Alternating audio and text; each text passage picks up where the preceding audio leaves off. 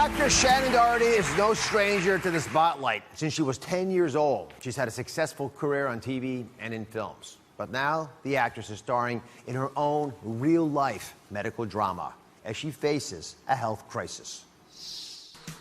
At age 7, Shannen Doherty moved from Memphis to Hollywood. By 10, she was a working actress. At 11, she captured a winning role and America's attention as the courageous Jenny Wilder on Little House on the Prairie. Her stardom was solidified when legendary producer Aaron Spelling cast her as the boisterous Brenda Walsh on the smash hit 90210. Spelling and Shannen combined forces again for the hit series Charmed. Since then, Shannen has enjoyed a charmed Hollywood life, working as an actress, producer, and director, and finding lasting love with husband Kirk Iswarenko. Then, in 2015, the press leaked devastating news that the actress later confirmed. Shannen Doherty was battling breast cancer. Please welcome Shannen Doherty. I'm so happy you were here. Thank you. All right, you're 44 years old. Life's going well. Yeah. Charmed, as we were saying. Right. And you hear those fateful words, you have cancer. Yeah. Where were you? What went through your mind? I was in a car driving on PCH back to my house. My mom was actually driving. I was in the passenger side, and the doctor called me, and he told me that. All I could think was, how do I tell my family? You know, how are they going to deal with it? It was, you know, you worry most about the people that you love and about making sure that they're going to be okay. So, I'm already going to cry. So for me, that was the hardest part. My husband told me, he goes, just think of everybody in their underwear. So you're all in your underwear right now. Kurt, her husband, is joining us, by the way. He's in the audience. I know this is difficult. We sat down about a month ago and talked privately. And I know how passionate you are about your story being helpful to women all over the country. Yeah. Whether it's a cancer diagnosis or anything else. And you're so insightful, so I'm going to have you, if you walk our audience through what's going on in your life. Okay. Was there a family history of breast cancer? It was on my father's side. His mom had cancer, breast cancer, and emphysema, I think. But nothing, my mom's side is healthy as can be. Okay. And you discovered the lump yourself. Yes. How did that happen?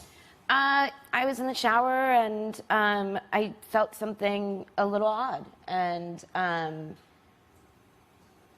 you know, a million different scenarios go through your head at a time. You know, you compare yourself to your dog, and you're like, oh well, he has like a fatty cyst here. I'm like Leroy, everything's fine. You know, I mean, your head goes into all sorts of different places, and then reality comes in, and you're like, I should probably get this checked out. And did you? You know, unfortunately, I was with business managers at the time, and they, as business managers do, you pay them 5% of every single dime that you make, and they go, you do nothing. You don't even know where your bank accounts are. You know, for the most part, they literally take over your life. And so their job is to pay your health insurance, to pay your mortgages on time, to pay your Verizon bill, to make sure your AT&T bill is paid, to make sure your taxes are paid. Like, I mean, that's their job. And for 5%, you really hope that they're doing that job because it's a lot of money.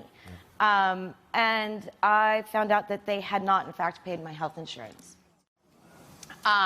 Yeah, and, you know, timing-wise, it was past being eligible for other sorts of insurance. So I didn't go to the doctor when I needed to. So you delayed seeing the doctor? Yes. Knowing there's a lump in there? Yes. That is something that women all over the country are struggling with right now. Yeah. What's that like? The powerlessness of that? I mean, it's pretty frightening, and all I can say is, you know, go. Go. Like, because you have no idea what that extra time might have afforded you, and usually what it is that, like, mine, for instance, spread to a lymph node, or two, and it, you know, it might not have spread. There's a really strong possibility it wouldn't have spread. So I think, obviously, as you know, as a doctor, the most important thing is catching it as early as humanly possible. So when you finally get to the doctor's office and they start examining you, treating you. Horrible. Horrible. What did they tell you? You know, I'm actually very shy, and modest, as my husband will attest. And so to have all these people, touching my breast is really uncomfortable. And I don't know if there's any breast cancer survivors. Actually, here. this whole audience is breast cancer survivors. survivors. I love you guys. It's amazing. You're all gorgeous, by the way. You're beautiful, and I'm dying to hear your story at some point as well. But it's horrible, you know. You're in there, and then it's the waiting for the results. Yeah. And you're like, okay, and they do the mammogram, and they're like, this doesn't look so good, and we think that, we should do a biopsy, and in your head, you're like, God, this is turning all bad, and how is this happening to me? To me, that's what you say to yourself, right? And I always thought that I'm in the middle of writing a book about my experience, and in it I say that, I was Superman. I thought my body was so strong. I felt like nothing could touch me. And now I feel like a lemon, like a car that's a lemon. And you're like, how can I return it back to the dealership and get a new one? And you just kind of feel like, where did I go wrong, and how did I fail? You went one step beyond at everything you did in your whole life, but especially now. Right. So when you got the diagnosis, you started looking for other approaches, different therapies. Yes. Walk us through what was good, what was bad, what was ugly. Well, first off, I think doctors are phenomenal. And I love my doctors at Cedars. I think they're great. But I think that oftentimes what we do as patients is we just accept what they say. And we go, oh, God, they know everything, so we're just going to go along with this. So they're like, you need to take both off. Okay, sure.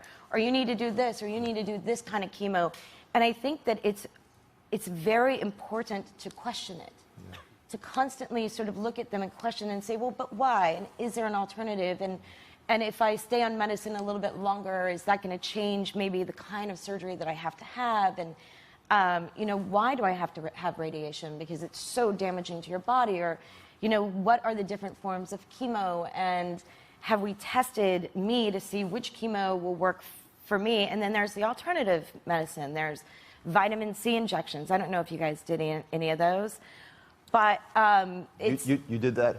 Yeah, vitamin C IVs, which are phenomenal for you.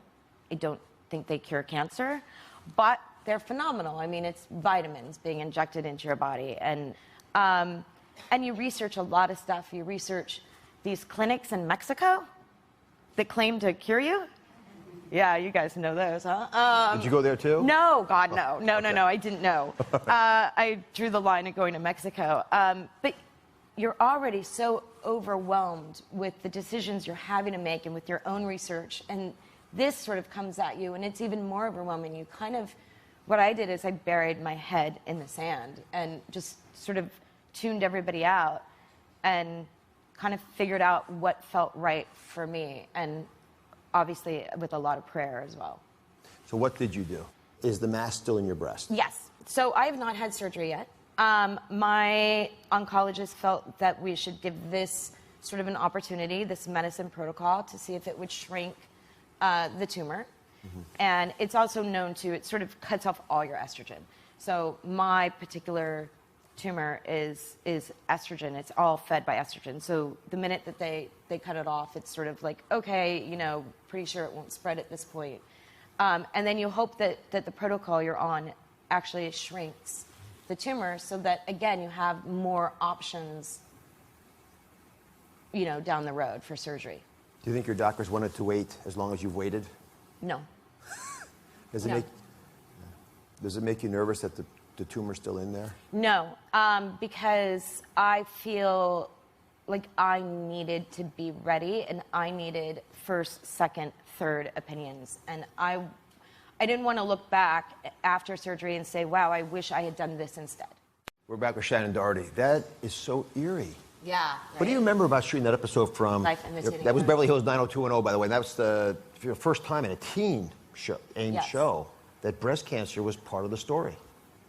Yeah, I felt a profound sense of responsibility at the time. I remember taking it so seriously because I was really proud of our writers and of Mr. Spelling and of Fox to be brave enough to do a storyline about breast cancer on a teen, soap opera, basically. And it just felt like I really had to get this right. Are you struck now by how life is imitating art? I mean, that's too close. Yeah. Yeah, I mean, I wish I had Brenda's outcome as opposed to mine. But, I think that at this point, I just hope that I can help any woman who's going through it and make her realize that, I'm right there with you, and we can all go through it together. So my medical unit called Shannon's oncologist who told us Shannon's specific cancer is estrogen-positive invasive ductal, which is a very, very common form. And it feeds off estrogen. So in order to help, you try to turn off estrogen because it makes the tumor get larger.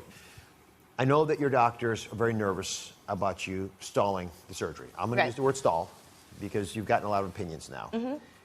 What have you been doing in the meantime? And just walk us through in some detail the therapies that they're giving you. So I get a Lupron shot once a month, and which is just not pleasant because you emotionally, for the first couple of hours, days, week, you're a little, off, I would say. Well, shut your ovaries down. Yes. So, I guess that was sort of the hardest part for me of going on this protocol is because I'm 44 and my husband and I wanted children. So you go on Lupron and you instantly go into menopause. Well, 2 months later, you're in menopause. But, you have to make choices in life sometimes. Yeah. And, maybe that just means that we adopt and we're supposed to be those people that, provide a home for a child who doesn't have one. Yeah. You'd be very good at that. Yeah, thank you. I think so too. And then I take another pill, which I cannot pronounce. It's okay. So the big question. Mm-hmm. This is our last conversation ended without an answer to this. Have you decided to have a surgery? Yes. You have? Yes. Oh, God, yeah.